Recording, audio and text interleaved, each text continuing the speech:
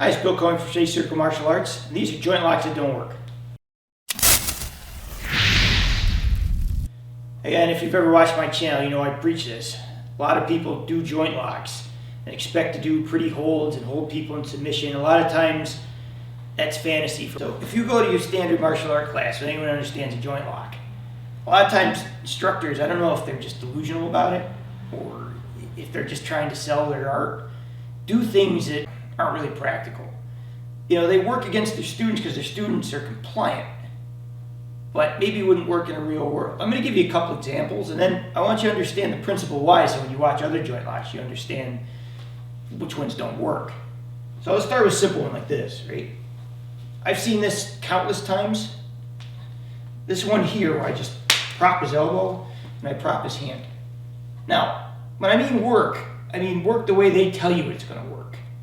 Sometimes this lock is fine if you just want to put them in pain quick so you can go on to something else. But generally, I watch people do this and they go, well, you can hold this like this and you do this and you put so much pain on them that they can't let go. And this is the one you always see, right? Like, try and punch me. Like, you put the pain on and he doesn't do it. But he's a compliant partner. I don't have a good base here. See how I have my hand here? If he wanted to get his elbow straight up, it would just rip off my hand. He might get hurt a little bit, but he could pull it out if he really wanted to. The problem is in class, you know, people are afraid they're going to get hurt, so they don't want to resist. I see that with this one a lot, where people will put it on their chest, and they go like this, and it hurts. I mean, it's awful. It's painful when you do it right. But if he just rolls up, he's out. Again, if I want to use it to rip on it, or just put something in pain before I went to something else, it's fine.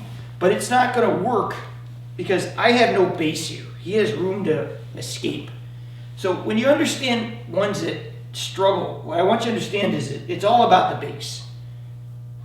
If he has wiggle room, and a lot of it, no matter how I grip him, it is very hard, even when you put pain on people, to control them at this point because he can move.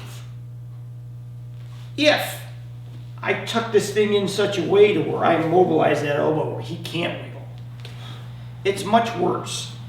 And again, I'm not suggesting you're going to hold this here anyways. What am I going to do? When I let go, he's going to punch me in the face. I got to use it to hurt him or put him down or hit him or do something with it.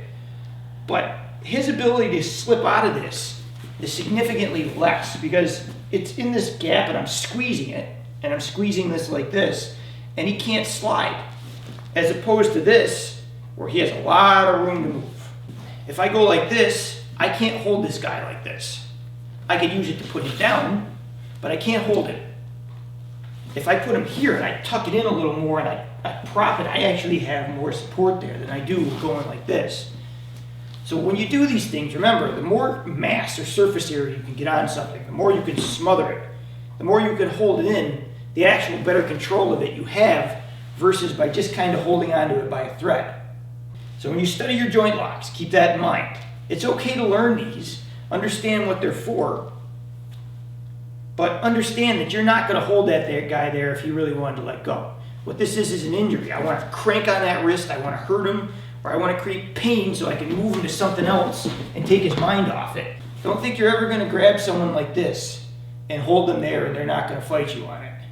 I don't care what you've seen or what they tell you that it hurts or they can make them hold you like that. It does hurt, but he's going to get out at some point.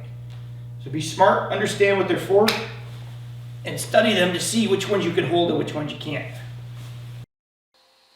Thank you for watching. Please like and subscribe. It helps the channel grow.